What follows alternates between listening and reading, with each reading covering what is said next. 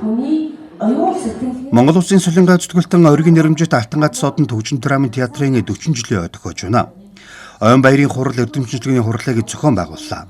Театрын үе үеийн удирдлага уран бүтээлчид Хөвсгөл Баян Онгор Аранга аймгийн хөгжим драмын театрын удирдлага болон ардын хурлын депутат 10 урлагийн зүтгэлтэн хөгжмийн зохиолч Бямбаяр зэрэг урлаг соёлын алдартнууд хүрэлцэн иржээ.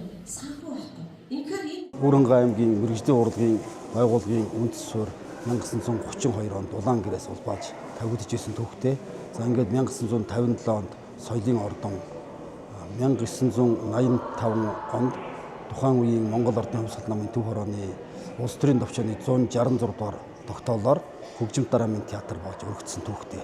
Ингээд одоо өдгөө бол төвхт 40 жилийнхээ ойтой яг одоо энэ барилгадаа орж өргөжж хөгжим драмын театр болж өргөцсөн төвхөө ойгоо онуудыг бид нэр тэмдэглэж байна. Оргийн нэрмж театр шүү дээ. Оргигуун дээр найруулсан учиртай урам урмын одоо зовлон жаргал, жүжигчдийн зовлон жаргал, баяр баясгал, хөгжим нийтрэг бүгдийг сонсч би гэдсэндээ одоо ихэнх гэдсэн сонсч өссөн байгаа байхгүй юу. Тэгэхээр энэ ингээд цаашлаа дараа нь сургууль, соёлд ороод, уралдаан тэмцээн бүхэл хүн ер нь театртай холбоотой, ил бүгөө далд холбоосоор холбоотой байдаг юм шүү. Аймгийн театрыг 1985 онд шинжилэн байгуулахад урлаг тайртай ард түмний хандив тусламж ихээхэн үүрэг гүйцэтгэжээ. Тухайн үед 18 сумын иргэд малчид байгууллагаас 2 сая 44 мянган төгрөгийн хандив цуглаж байсан байна. Ингэснээр орон нутаг дахь мэргэжлийн урлагийн цорын гац байгууллага болон хөгжиж, үзэгч уран бүтээлчдэд татахын тулд олон шинжилгээг хийсэн гэдгийг Ахмад уран бүтээлчид ярьж байсан юм а. Театрын одоо 2 дахь 10 жилээс одоо энэ дэлхийн Монголын одоо их урлаг болсон гайхамшигтай уртын дуу руу орж эхэлсэн юм аа.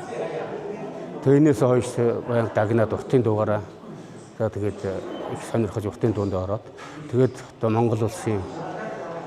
Монгол улсын гаяч хүчтэй гэдэг цол тэмдгийг одоо уртын дуугаараа хүртсэн. Өдөө орон нутгийн театр зургуудын дунд уралдаан бүсчилсэн уралдаан болж одоо тэргүүн байр эзэлж тэгээд гран при шагналжсэн. Тэгээд энэ жил их сайхан байна. Уран бүтээлийн одоо энэ жил Мөнх тэнгэрийн нутаг гэдэг нэг сайхан шинэ уран бүтээлд дүрсжүүллээ. Одоо 26 ондоо тэгээд шинэ уран бүтээлээр уулзцгаана.